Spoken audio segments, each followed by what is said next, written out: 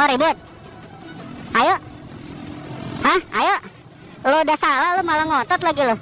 Halo guys, balik lagi bareng gua El Rider. Ngomongin motor dengan cara yang santai, jelas, dan bikin kamu makin pede di jalan. Tapi kali ini kita nggak ngomongin motor baru, nggak review part, nggak juga bahas tip irit bensin. Kita akan masuk ke topik yang agak serius, dan menurut gue penting banget buat semua pengendara motor tahu. Apalagi kalau kamu motoran hasil kredit. Topik kali ini kita akan bahas debt collector ilegal yang suka main matel alias narik motor seenaknya. Mungkin kamu pernah dengar cerita atau malah pernah lihat langsung ada orang yang tiba-tiba diberhentikan atau memberhentikan pengendara motor lain di jalan. Bilang mereka dari pihak leasing, lalu langsung maksa motor dibawa atau mengarahkan mereka ke kantor leasingnya.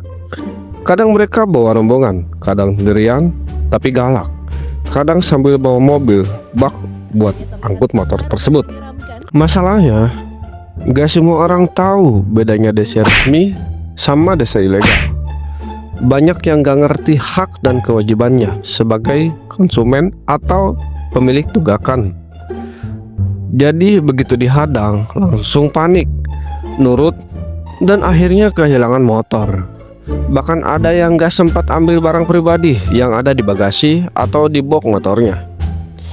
Nah, di video kali ini kita bakal bahas lengkap, mulai dari apa itu desa ilegal dan bedanya sama desa resmi, gimana cara mereka melacak motor target, modus penagihan, dan teknis matel, resiko buat korban, cara menghadapi mereka sesuai hukum biar aman.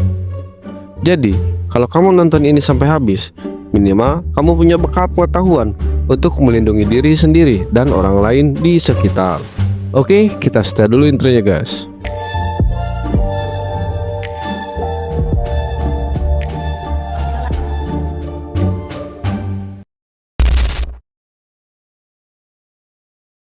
Pertama-tama, kita harus tahu dulu definisi desa ilegal. Debt collector atau penagih hutang itu sebenarnya profesi resmi. Mereka bekerja mewakili pihak leasing atau pembiayaan untuk menagih angsuran yang macet. Desa resmi biasanya punya surat tugas dari perusahaan leasing, identitas jelas, dan mereka menjalankan prosedur sesuai aturan hukum, terutama Undang-Undang Perlindungan Konsumen dan Peraturan OJK. Desa ilegal itu beda. Mereka ini biasanya tidak bekerja resmi di leasing, tidak punya surat tugas, tidak punya identitas jelas, menagih dengan cara-cara intimidasi, ancaman, bahkan kekerasan.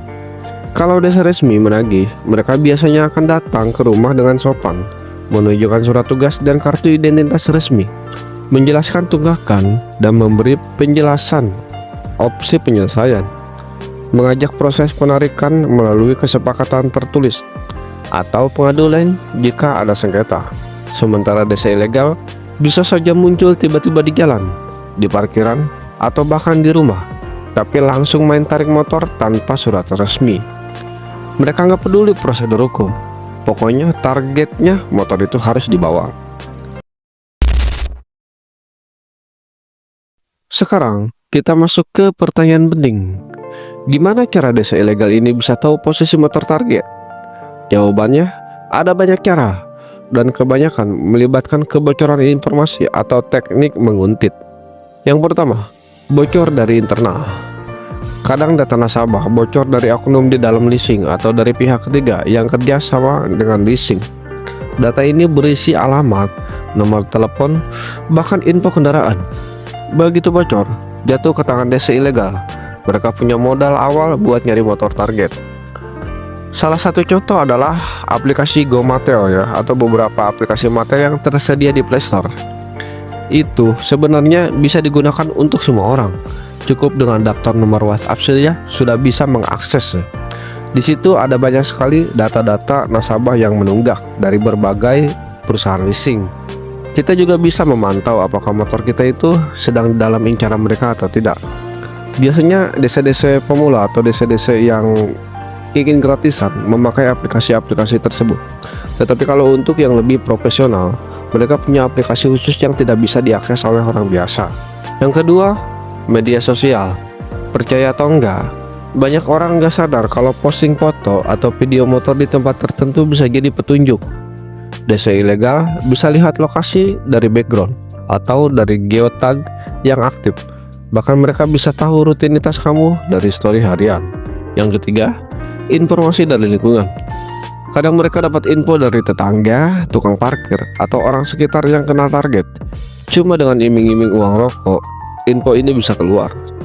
Yang keempat, mengikuti target. Kalau sudah tahu motor yang dicari, mereka bisa ikuti dari jauh sampai dapat momen yang pas untuk menghentikan. Misalnya, saat lampu merah, saat parkir di pinggir jalan, atau saat motor lagi dipakai ke daerah sepi. Yang kelima, menggunakan perangkat GPS ilegal. Ada juga kasus mereka pasang GPS secara diam-diam di motor target. Biasanya saat motor diparkir di tempat umum. Begitu GPS aktif, mereka bisa tahu lokasi motor real time. Untuk aplikasi GPS ini, kita bisa mengecek posisi GPS tersebut dengan beberapa aplikasi yang tersedia di Play Store. Tetapi cara ini tidak 100% bekerja. Untuk optimalisasinya, kalian bisa bawa ke bengkel terdekat untuk mengecek apakah motor kalian dipasang aplikasi GPS ilegal oleh para DC atau pihak leasing. Bahaya dari desa ilegal adalah, sekalipun motor kamu memang ada tunggakan, mereka tetap nggak berhak narik motor tanpa dokumen sah.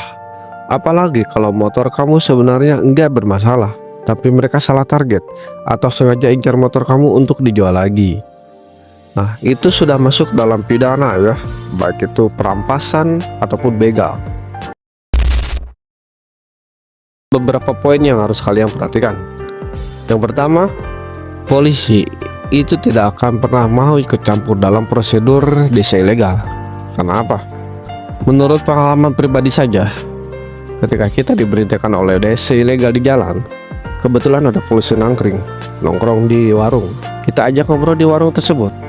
Desanya itu dikira cuma gertakan karena desanya nggak tahu kalau ada polisi di situ. Setelah kita ajak ke situ, desanya tiba-tiba langsung kaget ya. Langsung pura-pura deketin polisi lebih awal daripada kita karena kita ada keperluan lain dulu. Setelah itu kita deketin DC, kita ngobrol dengan nada tinggi di depan DC dan polisi tersebut, yang menunjukkan bahwa kita itu tidak sedang dalam posisi terintimidasi.